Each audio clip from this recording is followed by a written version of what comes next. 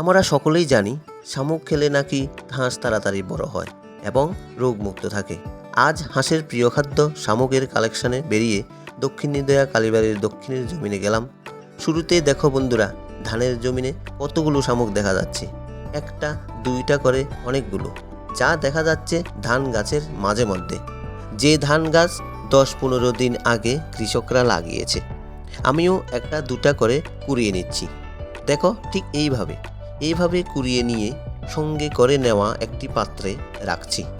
শামুকগুলো কোনোটা গোল, কোনোটা চ্যাপ্টা ও কোনোটা লম্বাটে। যাই হোক, শামুক তো শামুকই। এইভাবে 1 মুঠো 2 মুঠো করে অনেকগুলো কুড়িয়ে নেওয়া হয়ে গেছে আমার।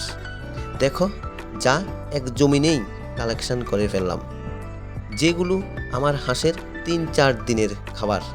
কালেকশন শেষে শামুকগুলোকে বাড়িতে এনে একটা মাটির হাঁড়ির মধ্যে রাখলাম।